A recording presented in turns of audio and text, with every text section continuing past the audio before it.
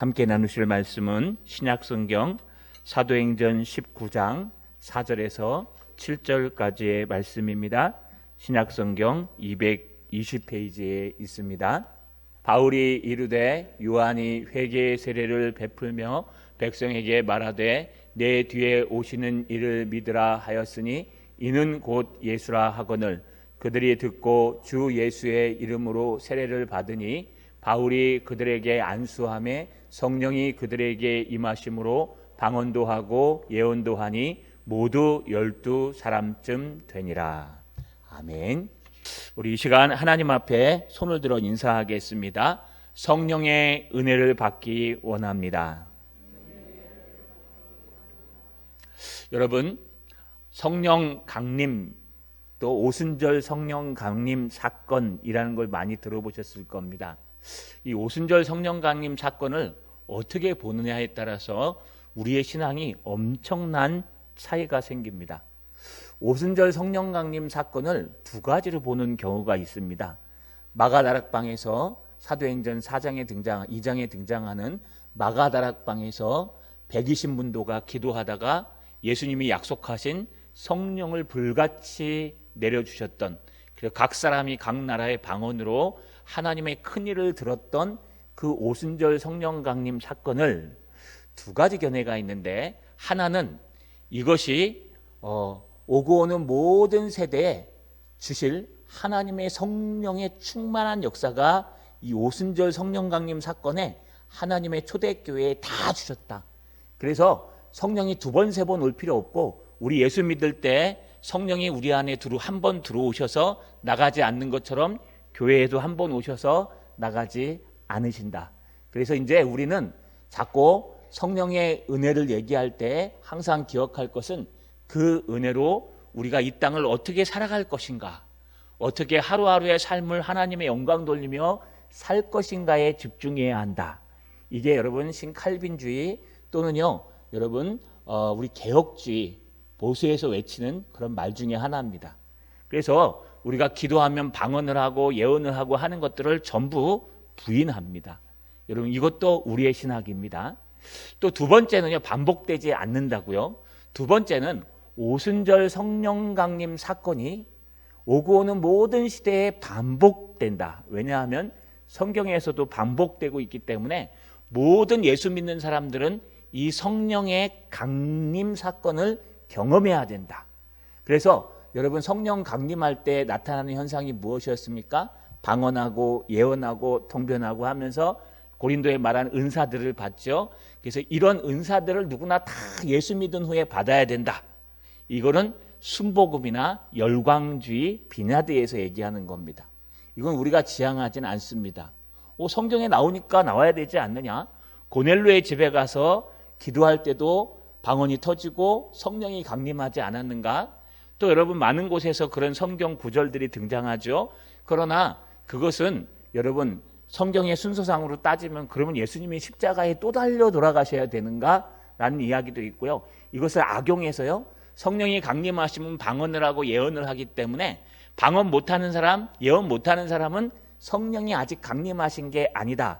이런 사람들은 여기서 등장하는 요한의 세례만 받은 사람이다 라고 얘기하고 육적 그리스도인이라고 얘기합니다. 이건 순복음 또는 오순절파들이 얘기합니다. 우리는 여기에 동의하지 않습니다. 그러나 이 오순절 성령 강림 사건이 반복해서 일어날 수 있다. 그러나 우리가 일어나는 게 아니라 하나님의 전적인 은혜로 시대마다 하나님의 주권적으로 일어날 수 있다. 이게 우리의 신앙이고 저의 신앙입니다. 이것을 우리가 여러분 개혁주의 보수신학 또는 다른 말로 얘기하면 청교도 신앙이라고 얘기합니다. 역사를 따져보시면요, 여러분 1907년에 평양대 부흥운동도 전적인 하나님께서 오순절 강림처럼 임하셨습니다. 또 여러분 히튼 대학의 성령 강림, 미국에 있었던 제1차, 제2차 각성운동, 이 모든 것들이요 그냥 하나님의 전적인 은혜로 내려부어 주시고 쏟아부어 주셨던 겁니다. 그래서 오순절 성령 강림 사건은 어떤 환경이나 우리에게 꼭 임하는 것이 아니라 하나님의 전적인 은혜로 특별한 시대에 하나님께서 강건적으로 임하실 수 있다. 그래서 오늘 임할 수도 있고요, 내일 임할 수도 있고 우리 삶 가운데 임하지 않을 수도 있습니다. 그러나 이거는 임해도 임하지 않아도요 크게 문제되지는 않습니다. 임하는 것이 큰 축복입니다. 이것을 알고 성경을 하는 것과 이것을 나중에 설명하는 것은 천지 차이라 제가 먼저 설명하고 시작했습니다. 여러분, 그렇다면은 우리 어떻게 되는 사건일까요? 먼저 따라 읽겠습니다. 요한의 세례만 아는 제자들을 만났다. 한 번 더. 요한의 세례만 아는 제자들을 만났다. 예, 앞에 있는 것에 잠깐 반복이요 요약인데요. 여러분, 아볼로가 에베소에 있었습니다. 그리고 아볼로가요 브리스길라와 아굴라 부부를 만나서 요한의 세례만 알고 있던 아볼로가 여러분 복음의 전체적인 것을 배우고 고린도로 가 있었습니다. 그때 바울이요 윗지방으로 다녀서 에베소에 들어갔는데 사실은 고린도에 먼저 들어가야 되는데 고린도에 아볼로가 있는 바람에 안전하게 에베소에서 약 3년 동안 마음 놓고 사역할 수 있었습니다. 여러분, 바울이 에베소에 가서 가장 먼저 한 것은 어떤 제자를 만났습니다. 정확하게 누구의 제자는 모르는데 자기가 제자라고 얘기하고 여러분 그들은 세례 요한의 세례를 받은 사람들이었습니다.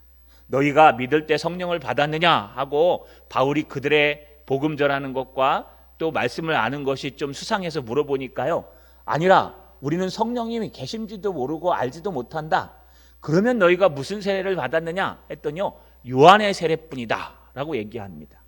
여러분, 요한은요 예수님이 오기 전에 먼저 나셔서 예수님이 오시는 길을 평탄케 하시면서 사막에서요 여러분 예수님 오는 그 길을 평탄케 하면서 그 사막에서 유대인들에게 여러분 회개의 세례를 증거했던 그런 선지자 중에 하나였습니다.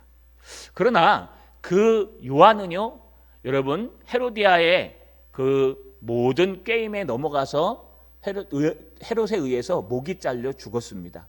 그래서 사실 세례 요한은요 예수님께서 십자가에 달려 죽으시고 부활 승천하셔서 하나님 우편에서 우리를 위해 중보하시고 재림하신다는 내용, 또 다른 보혜사를 너희에게 주시겠다는 성령의 강림에 대해서는 듣지 못했습니다.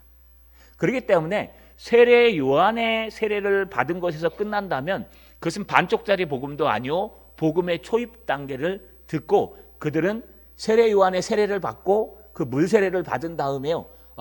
우리는 하나님의 성도다. 아마 에베소 교회의 성도인 것 같습니다. 우리는 하나님의 성도다.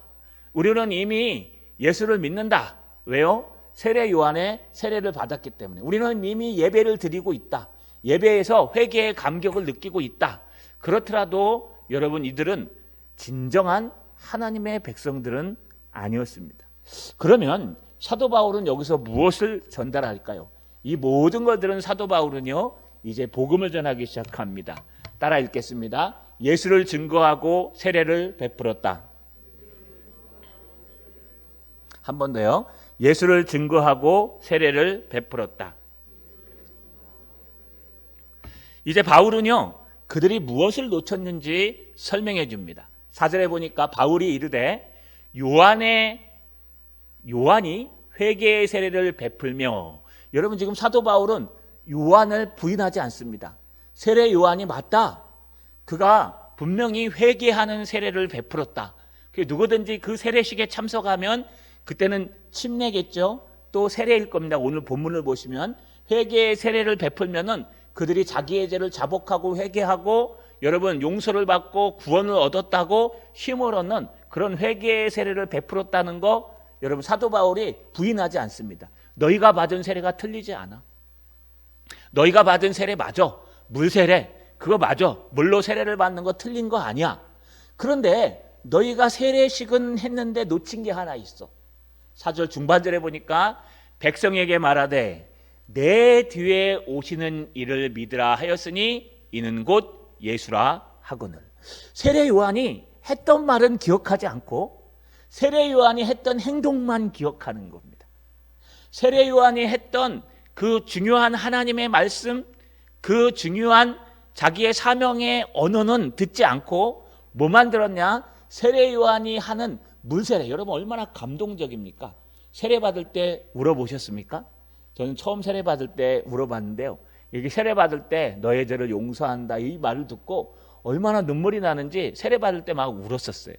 그런데 침례 받는 사람은 더운데요. 왜냐면 물속에 확 가둬버리니까. 물속에 이렇게 잡고 코 이렇게 잡고 확 너 이제 죽는다 그래서 죽이니까 막 감동이 새로운가 봐요. 막 축제해주고. 그러니까 이런 감동과 또 이거 받기 위해서 내가 정결해야 되니까 깨끗하게 회개도 하고 그 예식에 참여해서 너무 기쁨을 누리고 있는데, 정작 세례 요한이 이 회개의 세례를 전한 목적은 세례 요한이 내 뒤에 오시는 이를 믿으라고 전한 건데, 그가 바로 예수신데 그것은 안 듣는 거예요. 여러분, 세례 요한이 뭐라고 얘기했을까요? 마태복음에 보시면요, 마태복음 3장 11절 12절을 읽어보시면, 나는 너희로 회개하게 하기 위하여 물로 세례를 베풀거니와 내 뒤에 오시는 이는 나보다 능력이 많으시니 나는 그의 신을 들기도 감당하지 못하겠노라. 그는 성령과 불로 너희에게 세례를 베푸실 것이요 손에 키를 들어 들고 자기의 타작마당을 정하게 하사 알곡은 모아 곳간에 들이고 쭉정이는 꺼지지 않는 불에 태우시리라. 우리 여기 딱 하면은 또 쭉정이는 다 빼먹죠. 여러분, 지금 세례식이라는 것, 회개의 세례를 하는 것, 물속에 빠뜨리는 것, 물에 안수하는 것, 나의 죄를 용서해 주는 것, 이 세례식, 성찬식 얼마나 거룩합니까? 예배당에 나와서 하나님 앞에 예배드리는 이 마음. 여러분, 예배당이 하나님의 복음을 전한다 하지 않습니까? 어떤 게 들어오면은요, 거룩하고 그 압도하는 예배의 의식에 의해서 막 압도당합니다. 천주교 가보시거나 성공회 예배 가보시면, 미사나, 그러면 여러분 그 내용은 뭔지 몰라도 그 거룩한 음성에 압도당해버려요. 그래서 막 감동이 와요. 야, 거룩하다. 그런데 거기에는 뭐가 없냐 하면 정작 하나님의 뜻은 없어요. 예배의 모습은 있고 세례의 모습도 있고 성찬의 모습은 있는데, 거기에 담긴 하나님께서 정말 하고 싶은 말씀, 하나님의 뜻은 전혀 안 들어요. 그렇게 하고, 여러분, 우리는 세례 받았어, 우리는 눈물 흘리면서 하나님 믿었어 라고 얘기한다는 거예요. 그런데 세례 요한은 무슨 얘기를 했냐 하면은, 이 세례가 중요한 것이 아니라 내 뒤에 오시는 이를 믿으라고. 내 뒤에 오시는 일은 이래 내가 신발끈도 내가 감당할 수 없는데, 왜냐, 나는 물로 회개의 세례를 줄 수밖에 없지만 그는 성령과 불로 너희에게 세례를 주실 것이요 마지막 때에 너희를 심판하실 심판주로 오실 것이다. 그러니 그를 믿으라 라고 얘기했어요. 또 어느 날은 제자들 앞에서 예수님을 보시면서, 보라, 세상 죄를 지고 가는 하나님의 어린 양이시니라 라고 가리키는 바람에 자기 제자 2명이 떠나버렸어요. 예수님께로. 여러분, 세례 요한이 했던 세례식이 중요한 것이 아니라 그 세례식 안에 있는 하나님의 말씀, 세례 요한의 메시지가 더 중요한데요, 우리 모든 사람들은 그 모든 예식이 더 중요하게 바뀌었다는 거예요.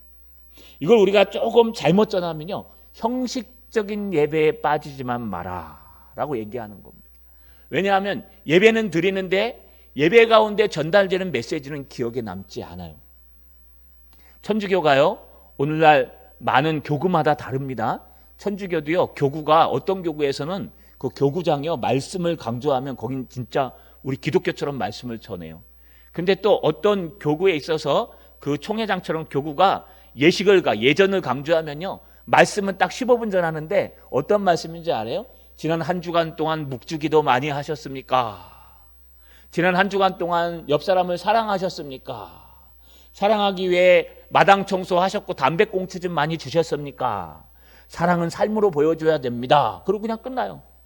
그게 설교예요. 예수님도 없고 복음도 없고 아무것도 없어요. 요즘 많이 깨어있긴 했지만 그래도 교구마다 다릅니다. 여러분, 그거 딱 15분 설교하고 끝내요. 아마 우리 예배가 너무 길다고 생각하시면 천주교 가시면은 아마 아주 설교가 짧을 겁니다. 근데 예식이 길어요. 여러분, 이런 예식에 빠지다 보면은 뭘 놓치냐 하면, 정말 그 예식 속에서 거룩함과 은혜와 눈물과 감동은 받을 수 있지만 거기에서 주는 하나님의 메시지, 하나님의 말씀은 놓친다는 거예요. 여러분, 왜 우리는 예식을 이렇게 간편하게 했을까요? 목사님 찬양하다가 반주 좀 이렇게 찬양하고 예배드리다가 갑자기 목사 올라와서 기도 한번 하고 또 여러분 뭐 찬송가 하나 하고 말씀 읽고 광고하고 설교하고 끝. 이건 사실 예배 아니에요. 이렇게. 여러분, 우리도 천주교처럼 해야 돼요. 미사처럼. 우리도 예전을 강조해 갖고요. 우리 주일날 오전 예배하는 거 있죠? 그것도 짧아요. 원래 거기 앞에는요, 여러분 묵상기도 있고 같이 서로 교회 기도 나눔이 있고 막 이런 게 있어요. 교제와 예수 그리스도 앞에 나가고. 그래서 다 드리고 나면 여러분 설교를 한 40분, 30분 정도 하고 미사를 다 드리면 1시간 반 최소한. 2시간은 걸려야 다 예배를 드릴 수 있어요. 그러면 여러분 기억이 나겠어요? 그래서 우리 개혁주의에서 예배는요, 뭘 전제로 하느냐? 성령의 인도하심, 성령의 임재하심을 전제로 합니다. 이게 무슨 뜻이냐? 우리는 그런 예전의 준비가 없어도 이미 성령께서 이곳에 오는 그 순간 충만한 은혜를 주셔서 우리는 뭐 교동문을 외우고 뭘 안 하고 뭘 하지 않아도 성령의 은혜로 우리의 마음이 확 열려서 하나님의 말씀을 들을 수 있다. 할렐루야. 예, 이 뜻은 뭐냐? 허겁지겁 오셔서 말씀 들으면 안 된다는 얘기예요. 여러분 오셔가지고 탁 앉아가지고요, 하나님의 말씀을 오늘도 음성을 듣게 하옵소서. 미리 주일날 오전에 오셔서 기도하셔야 돼요. 막 이렇게 떠들다가 이렇게 올라오셔도 괜찮아요. 뭐 제가 교제를 반대하거나 하는 건 아닙니다. 얼마나 일주일 만에 처음 만에 좋겠습니까? 그러나 하나님의 교제가 먼저예요. 그래서 항상 기도하시고 오셔도 되고 기도하면서 오셔도 되고, 올라오시면 우리 부목사님 찬양할 때 같이 찬양하면서 은혜도 나누고, 오후 예배 때도 15분 전에 올라오셔서 찬양하면서 함께 은혜를 나누셔서 마음이 확 열어가지고 하나님의 말씀이 바로 들어갈 수 있도록 성령의 충만한 은혜로 시작해. 이 개혁주의 예배예요.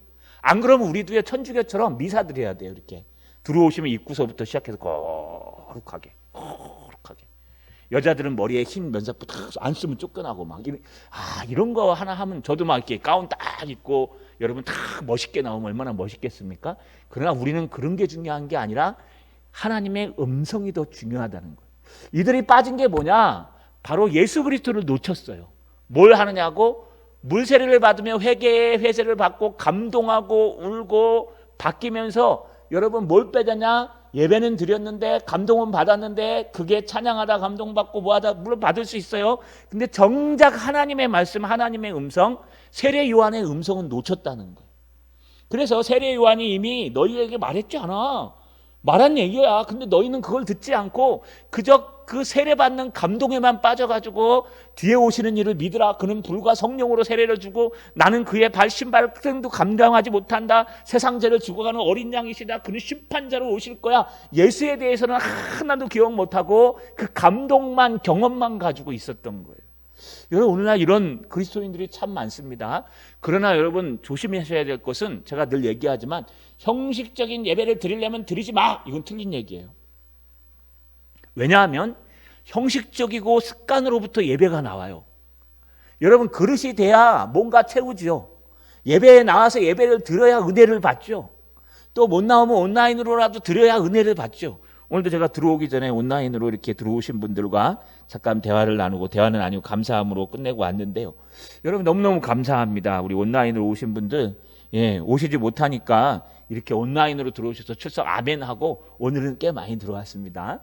여러분 이렇게 들어오셔서 하나님 앞에 메시지를 듣고 감동을 받고 이런 모든 것들을 받아나는 게 중요한데, 그러려면 하지 마. 그래서 그냥 모든 예배 다 없애버리고 그냥 질로 밀자. 그래서 오전 예배, 그냥 주일 오전 예배 한 번만 드리자. 이러면요, 여러분 대한민국 교회는 무너집니다. 왜냐하면 모든 예배는요, 여러분 하나님 앞에 형식적이지만 와서 습관적이지만 드려야 돼요. 이게 먼저예요. 이게 된 사람들 앞에 뭐가 필요하냐? 그들 앞에 또 하나 필요한 건 그 습관 안에 내용을 채우는 거예요. 내용을. 은혜의 내용을 채우는 거예요. 예전에는 그냥 왔다가 그냥 말씀만 듣고 가서 집에 가서 다 까먹었다면, 이제 요약도 하고 집에 가서 묵상도 하고 또 그 말씀 가지고 또 찾아봐, 진짜 그런지 아닌지 찾아보기도 하고, 이렇게 그 메시지를 자꾸 듣다 보면요, 그게 쌓여가지고 나의 신앙이 되고, 비가 오고 창수가 나서도 미뤄지지 않는 신앙이 되는 거예요. 그런데 이렇게 세례 요한의 회개의 세례 그 감동만 느껴가지고요, 여러분 막 울고 회개하고 그 미사와 예전에 막 감동되고 압도돼가지고 내가 뭔가 예배드리고 오고 하나님을 만나고 온 것 같은데, 사실은 머리는 텅 비고 간 거예요. 여러분 아버지가 생일을 축하한다고요 밥을 샀어요. 그런데 여러분 케이크를 하나 사다 놓고 생일 축하합니다. 생일 부르고 밥 먹었는데 아버지가 생일 축하하고 이제 메시지를 전해요. 야 아들아, 내년에도 건강하고 내년에는 꼭 좋은 곳에 가더라 이렇게 딱 얘기했는데 그건 다 까먹어요. 그리고 뭐 먹었는지만 생각나요. 선물만 생각나고. 그러면 그거는 효자입니까? 불효자입니까? 그러면 말이 안 되네. 예. 아무듣지 좌우당간 중요한 것은 무엇을 사줬냐가 중요한 것이 아니라 그 아버지의 그 마음이 중요한 거 아니에요? 똑같습니다. 우리가 자칫하면은요, 예배에 참석하는 건 뭐 말할 필요도 없고, 예배에 참석하면서 혹시나 하나님의 음성을 놓치고 갈 수 있다는 거. 바로 이 사람들이 그런 사람들이었어요. 여기 어떤 제자들이요, 요한의 회개하는 세례를 받고 나는 하나님의 백성이 됐어, 천국 갈 수 있어, 나는 내 죄를 다 회개하고 물로 세례를 받았어, 자 그러니까 된 거야, 은혜가 충만하잖아, 나 성도 맞아, 에베소 성도야 라고 얘기했는데 사도 바울이 가서 보니까 성령도 모르고 세례도 모르고 복음도 완전히 다 몰라요. 그런데 너한테 이미 얘기했어. 세례 요한이 이미 내 뒤에 오시는 예수를 믿으라고 얘기했잖아. 손가락으로 가리키기까지 했는데 그런데 너희는 그것을 못 믿은 거야 라고 얘기하니까요, 5절에 보니까 그들이 듣고 주 예수의 이름으로 세례를 받으니라 라고 번역해야 됩니다. 받으니. 여러분, 그들이 듣자마자, 이게 분사라 그래요. 듣자마자 아 맞다, 그런 메시지가 있었어. 모르는 게 아니에요. 있었어. 그래, 우리 이왕 이렇게 된 거 예수님의 이름으로 세례를 받자라고 하면서 그들이 자발적으로 세례를 받고자 했다는 거예요. 여기 세례를 받으니라는 이 동사에는요, 여러분 수동태를 써요. 다른 말로 얘기하면 나 세례 주세요라고 하는 게 아니라 세례 좀 주세요 해서 세례 주는 걸 받았다는 내용이에요. 또 바울의 입장에서 보면은 나는 줄 필요가 없는데 그들이 달라 그래서 서로 먼저 세례를 주는 거예요. 여기 하나 기억할 것은, 여러분 이거 세례입니다. 여기 세례라는 단어는 원문대로 얘기하면 손을 얹었다라는 뒤에 나옵니다. 그 뜻이에요. 그래서 세례를 그들은 자발적으로 받게 되었습니다. 좀 이상하지 않아요? 여러분, 아볼로는 세례 받지 않았어요. 아볼로는 요한의 세례만 알고 있는데 브리스길라와 아굴라를 만나서 복음을 다 듣고 나서요, 여러분 고린도로 보내졌는데 아볼로는 세례를 받지 않았어요. 아마 바울도 세례를 주려고 하진 않았을 겁니다. 왜냐하면 이미 세례를 한번 받았기 때문에 또 받을 필요가 없습니다. 그래서 어떤 신학자는요, 여기 세례는 뒤에 성령이 함께 하시니까 성령 세례일 것이다. 그럼 물 세례나 성령 세례나 차이점이 뭐예요? 여러분, 받는 형식은 똑같아요. 그렇기 때문에 이것은 세례를 이미 받은 사람에게 그들이 원해서 사도 바울이 한 번 더 세례를 주는 형식을 얘기합니다. 이걸 가지고 이단이 생겼어요. 제세례파. 제세례파는 뭐냐 하면요, 그 이상한 목사님들한테 받은 세례는 가짜 세례다. 그렇기 때문에 올바르신 목사님한테 다시 세례를 받아야 된다. 이게 제세례파예요. 한창 일제시대에도 제세례파가 생겼어요. 신사 참배했던 목사들한테 받은 세례는 가짜다. 왜? 가짜 목사니까. 그래서 그 진짜 목사한테 와서 다시 세례를 받아야 된다. 이거 제세례파예요. 이단입니다. 우리는요, 천주교에서 영세받은 사람도 인정합니다. 성부, 성자, 성령의 이름으로 세례를 받았으면 그것은 영세가 됐던 이단에서 받았던 상관없이 성부, 성자, 성령의 이름으로 받은 것은 다 세례로 인정합니다. 구원파에서 세례 받고 오셔도 여러분, 오셔서 교리만 바꿔치기, 그러니까 교육 훈련만 받으면 다시 세례 주지는 않습니다. 왜냐하면 그럼 제세례파가 돼요. 그런데 여러분, 지금 세례 요한이 그걸 알고 있을 텐데, 뭐 추측하고 있을 텐데 왜 세례를 줬을까요? 수동태로 쓰이기 때문에 그들이 깨닫고 나서 나 다시 세례 주세요. 예수님의 이름으로 세례를 주세요. 그래서 그들이 다시 세례를 받았다는 내용입니다. 자, 여러분, 여기 우리가 꼭 기억할 게 있습니다. 우리가 너무 형식에 치우쳐서, 형식이 꼭 있어야 됩니다. 형식에 치우치다 보니까 정말 하나님의 음성, 하나님의 뜻은 놓치고 있지는 않습니까? 내가 예배하러 왔다, 나 예배 드리고 간다, 여기서 끝나지 마시고 오늘 내가 예배하러 왔다. 왜? 하나님 만나려고, 하나님의 음성을 들으려고. 오늘 어떤 음성을 들었는데 오늘은 성령 세례, 에베소의 성령 강림 사건에 대해서 얘기했어. 맞다, 우리 교회도 이 마을도 이 지역도 성령 강림을 받았으면 좋겠다라고 하면서 가셔야 돼요. 그게 진짜 하나님의 메시지를 듣는 거예요. 그래서 형식에 빠지지 마시고, 여러분, 하나님의 진정한 메시지를 듣는 예배가 되시기를 주님의 이름으로 간절히 소망합니다. 우리 따라 읽겠습니다. 마지막으로 에베소 성령 강림 사건이 발생하다. 한 번 더요. 에베소 성령 강림 사건이 발생하다. 자, 이제 바울은 그들이 원하는 대로 세례를 줍니다. 근데 여기 잘 보세요. 바울 6절에 바울이 그들에게 안수하매. 여러분, 세례는 안수가 아니죠. 세례는 물에 이렇게 담그는 거죠. 이거 침례라고 얘기하잖아요. 우리 가끔 서기한 집사님이 성경을 잘못 이게 복사해 갖고 침례로 막 갑자기 한 번씩 나오죠. 뭐 침례라 해도 상관없어요. 근데 우리는 세례라 합니다. 왜냐하면 침례는 물에다 푹 빠치는 거예요. 너무 물 속에서 죽었다. 근데 물이 없을 때는 우리가 기념하라는 것이기 때문에 손에 물을 묻혀서 세례를 줘요. 그래서 우리는요, 여기다가 빠치지 않아요. 빠치면 더 감동적이겠죠. 그러나 우리는 그 의미를 되새겨서 안수하고 물을 적셔서 안수합니다. 여기 안수하다가 손을 얹어서 덮다 이런 뜻이에요. 원문의 뜻이. 그런데 이 손을 얹어서 덮다라는 뜻이 무슨 뜻일까요? 바로 손을 얹어서 그에게 세례를 줬다는 뜻입니다. 그러니까 다시 말하면요, 여러분 여기서 세례 안수함에란 뜻은 지금 세례를 주는 형식을 얘기하는 거예요. 그 세례가 맞습니다. 성경적으로 이 세례를 주는 게. 그런데 이게 분사로 사용돼서 세례를 주고 있는데 동시에 어떤 일이 일어나냐? 여기 가장 중요한 움직임의 동사는요, 녹색으로 된 저거예요. 성령이 그들에게 임하심으로예요. 안수하려고 손을 딱 얹었는데 물세례 주려고 손을 딱 니네 한 번 받아서 아볼로도 안 받았는데 꼭 두 번 받을 필요 있냐? 이제 너희가 예수 믿으면 성령 세례 받으니까 걱정하지 마라. 그래도 우리 새로 받고 싶습니다. 주세요. 그러니까 억지로 이제 사도 바울이 이게 물을 탁 떠다가 물 탁 해갖고 자 안수하겠습니다 하면서 탁 손을 딱 얹어서 성부와 성자와 성령의 이름으로 세례를 주노라 하고 딱 주고 있을 그 당시에 어떤 일이 일어나냐? 성령께서 그들에게 임하셨느니라. 여러분, 임하셨다는 건 내렸다는 뜻이에요. 성령이 그들에게 내려오셨다는 거예요. 그러면 그전에는 성령이 없었어요? 여러분, 그전에는 성령이 계시지 아니하고 그전에는 그냥 물세례만 받고 있던 사람이었어요. 근데 성령이 안수할 때 임재하셨어요. 또 요 안수만 가지고 와가지고요, 막 그냥 불 받아라 그래서 안수해갖고 막 방언 터져 랄랄랄랄랄라 싹 밀어버리고 이거 얘기하는 거 아니에요. 여기 안수는 세례 주는 조용한 안수를 얘기하는 거예요. 막 미는 게 아니고. 사도 바울은 그냥 그냥 그래? 네 한 번 받았는데 아볼로도 안 받았는데 뭐 또 너까지 받으려고 그래?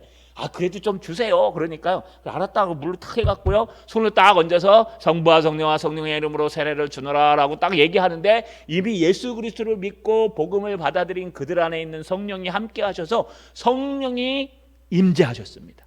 여러분, 그러자 그들이 방언을 하고 예언도 합니다. 이거 어디서 많이 봤죠? 사도행전 2장에 보시면 여러분 어떤 일이 일어납니까? 아까 말씀드린 대로 예루살렘 초대교회 마가다락방에서 120명의 성도들이 기도하다가 하나님의 불의 혀 같은 성령을 경험합니다. 그때 그들이 방언을 하면서 뭐라 그래요? 각 나라 언어로 하나님의 큰 일을 이야기합니다. 이게 여기서 끝나지 않아요. 여러분 사도행전 10장에 보면 고넬료의 가정이 베드로를 초청해서 복음을 들을 때에 여러분 그들이 세례를 받고 성령의 은혜를 받아서 그들도 방언을 하는 것이 똑같이 등장합니다. 이런 일들이 성경 속에 있어요. 그런데 오늘 에베소에서도 있었어요. 에베소에도 성령 상림 사건이 등장하는데 에베소에 한 어떤 제자들 처음 만났는데 그들이 세례 요한의 여러분 회개의 세례만 알고 있어서 이 사도 바울이 복음을 전한 다음에 그들에게 안수하니까 성령이 그들에게 임해서 그들이 방언도 하고 예언도 하였더라. 그러면 우리 모든 사람들이 이런 성령 강림을 받아야 되겠네요. 우리 목사님도 좀 능력 있는 목사님이 오셔갖고 안수하면 좀 여러분 막 혀가 막 꼬여가지고 돌아가가지고 막 여러분 막 그러면 얼마나 기적적이겠습니까?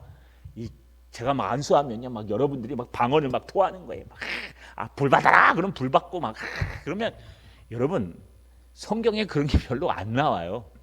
성경에 이런 일들이 많이 나오면요 꼭 그렇게 하셔야 돼요.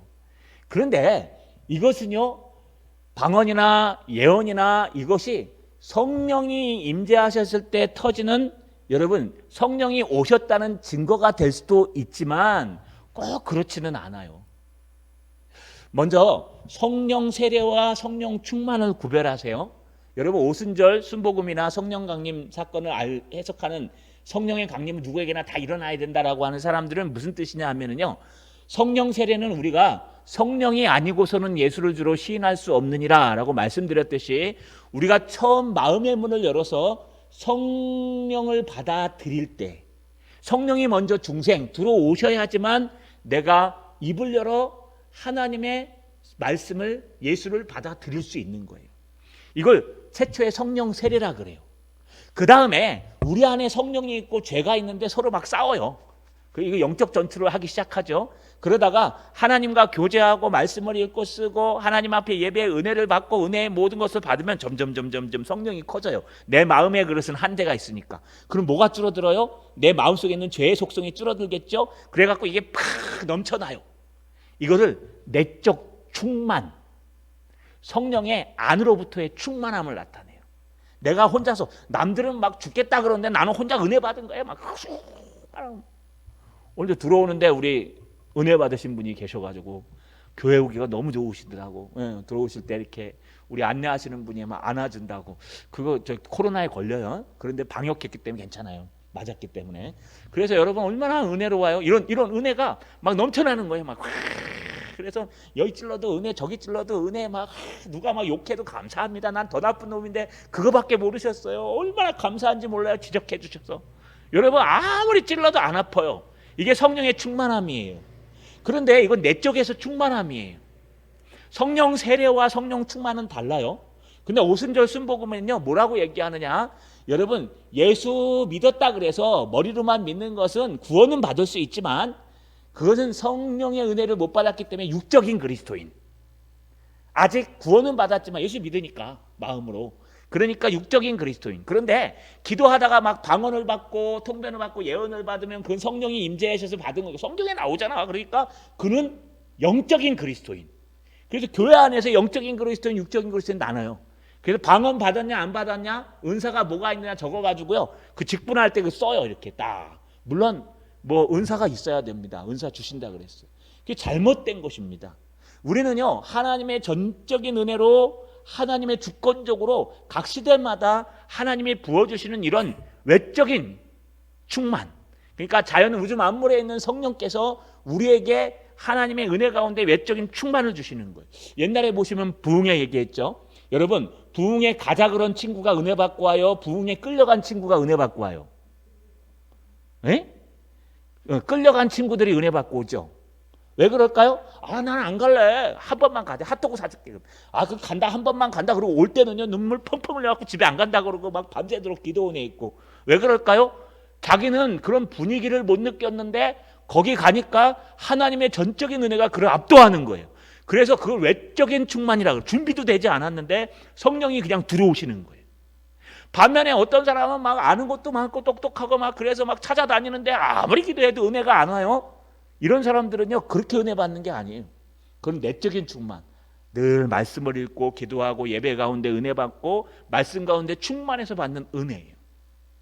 최근에 우리 말씀 쓰다가 은혜 받는 사람들이 많이 있습니다. 이런 구절이 여기 있는지도 몰랐다 그럴 정도로. 저도 그런 구절들이 있어요. 여러분, 그렇기 때문에 성경을 쓰다 보시면요, 처음엔 한자 한자 손으로 적다 보면, 한 절 한 절 적다 보면 이제 성경이 알아져 갖고요, 막 재밌어요. 그 은혜를 받는 그 모든 것, 이게 내적 충만이에요. 그래서 성령 세례가 있고 우리는 성령 충만이 있는데, 성령 충만에는 안으로부터 내가 스스로 환경과 관계없이 말씀과 기도와 예배 가운데 받는 내적 충만함이 있고, 또 어떤 분위기, 교회 전체가 막 뜨겁게 기도한다든지 이런 부흥회 가갖고 막 한다든지 그 분위기에 압도당해서 들어오는 외적 충만이 있어요. 될 수 있으면 내적 충만을 받으셔야 돼요. 여러분, 이렇게 성령의 감동을 받으면 꼭 방언을 하고 예언을 하는 건 아닙니다. 여러분, 할 수도 있어요. 그러나 성령의 9가지 열매, 갈라디아서 5장 22절 이하에 나오죠. 사랑, 희락, 화평, 참음, 자비, 양성, 충성, 온유, 절제. 이것도 성령의 열매예요. 내가 삶이 바뀌어서 하나님의 은혜 가운데 성령의 열매를 받는 역사도 일어난다는 것. 그러나 이때는 초대교회이기 때문에 여러분, 이때는 기적이 필요했습니다. 그래서 외적 충만들이 많이 있어요. 그리고 지금 누가는 뭐라 그래요? 모두 12사람쯤 되니라. 이 쯤이란 단어가 들어갑니다. 헬라어로 호세이란 뜻인데 말하자면 같이 대략 이런 뜻이에요. 대략 12명쯤 돼. 이거 누가의 스타일이 아니에요. 누가는요 정확하게 얘기합니다. 고린도에서 안질이 간질로 바뀐 것도 진동하였더라 하고 간질이라는 단어를 써요. 그리고 누가는요 정확하게 숫자를 딱 계산합니다. 누구 몇 년도에 이렇게 시작하죠. 누가복음이랑 사도행전에. 그렇기 때문에 이 누가는 정확하게 쓴데 왜 여기서는 모두 12명쯤 되는 것 같아 라고 얘기했을까요? 저녁에 만났든지 아니면 여러분 성령이 강림하시는데 누가 진짜로 성령이 강림했는지 안 했는지 누가 방언하는지 안 하는지 신경을 안 쓰는 거예요. 왜요? 그게 중요한 게 아니니까. 중요한 것은 바로 에베소 교회의 성령, 그것도 준비되지 못한 어떤 제자들, 예수님을 잘 모르는 어떤 제자들에게 성령의 임재하심이 있었기 때문에 그 임재하심, 갑작스러운 그 임재하심으로 방언을 하고 예언을 하고 성령의 충만한 은혜를 받은 사람이 있는데 이 사람이 받았는지 안 받았는지 몰라가지고 누가가 그냥 대충 세어보니까 한 12명쯤 된 것 같습니다 라고 표현하는 거예요. 이렇게 성령의 은사와 역사는요 정확하게 몇 명 이렇게 계산할 수가 없어요. 물론 120문도는 그 안에 120명이 있었고 다 받았으니까 되는 거지만 여기는 그렇게 표현하는 것입니다. 자, 여러분 이것을 에베소의 성령 강림 사건이라고 얘기합니다. 말씀을 마치겠습니다. 여러분은 성령 강림의 은혜를 받아보셨습니까? 여러분은 예수를 진정으로 나의 구주로 믿으십니까? 그러면 여러분 성령이 이미 여러분 안에 들어오셨어요. 성령이 아니고서는 예수를 주로 시인할 수 없느니라. 그러면 이제부터 우리가 필요한 것은요, 여러분 성령 강림 사건, 성령 충만 사건이 필요해요. 어떻게 충만해야 될까요? 두 가지가 있어요. 충만할 수 있는 장소에 가세요. 안 되면 기도원이라도 다녀오세요. 그러나 요즘 기도원들이 너무 여러분 좀 엉뚱한 데로 가가지고 제가 한번 올라가서 좀 공부 좀 하려고 올라갔더니 목사님이 설교를 하시는데 자기가 헬라어에 능통한데요.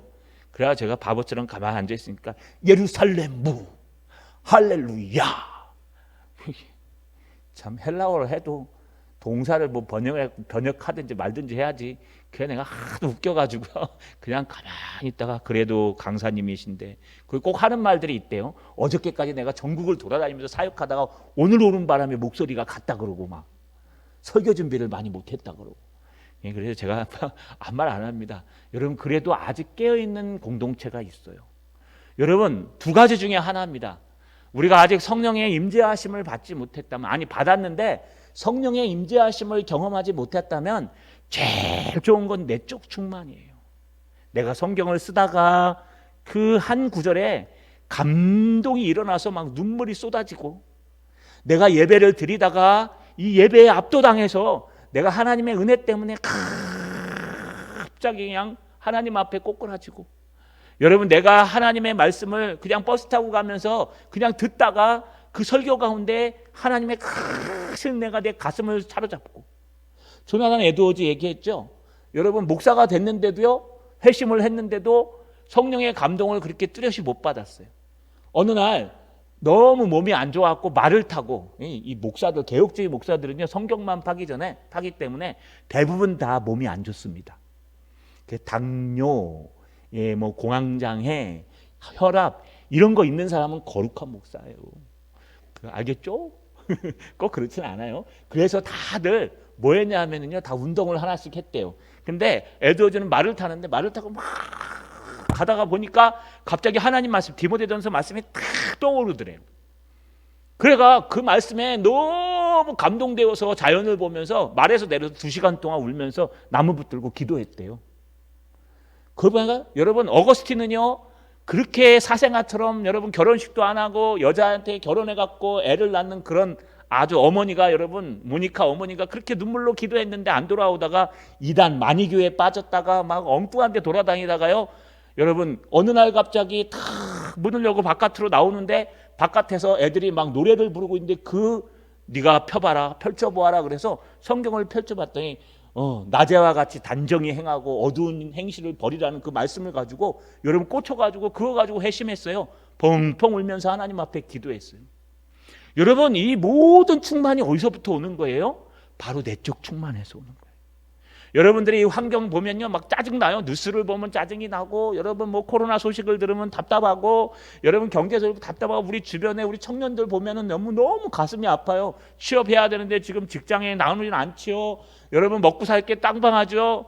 아이고, 보면은요 계속 뭐 때문에 밀리고 안 되죠. 너무 힘들어요. 그래 짜증만 나요. 요즘 조심하셔야 돼요. 얼마 전에 여기 나가는데요, 이렇게 우리 아들 태우러 가는데 이렇게 앞차가 안 가요. 그래 빵빵했더니 가만히 있더라고요. 쌍깜빡이고 왜 그러나 했더니 싹 피해 가니까 건널목에 어떤 아저씨가 딱 이렇게 앉아서 쳐라, 술 먹고 쳐라 그러고 있어요. 그거 어떻게 해요? 쳐요? 그냥 피해 가야지. 예? 그래가 피해 갔어요. 여러분, 요즘엔요 답답하고 막막합니다. 이럴 때일수록 현실에 젖어 들어가지고 살아가면 안 됩니다. 이럴 때일수록 우리는요 하나님의 충만한 말씀 가운데 있는 거예요. 집에 가시면 다 성경 읽으시고, 또 성경을 쓸 수 있으면 쓰시고, 예배 시간이 되면 예배 시간에 와서 예배드리고, 이 귀한 시간에 은혜 받고 가고, 또 여러분 시간 나면 기도하시고, 하나님을 붙들다 보면요 이 세상이 막 분란이 나고 난리가 나고 욕을 하고 뭘 하도, 아이고 우리는 늘 하나님의 나라, 성령의 충만함을 누릴 수 있다는 겁니다. 자, 여러분, 우리 다시 한번 돌아봅시다. 여러분에게는 성령 강림 사건이 일어나고 있습니까? 우리 동산교회는 이런 성령 강림 사건이 일어났었습니까? 일어나길 원하지 않으십니까? 저는 간절히 소망합니다.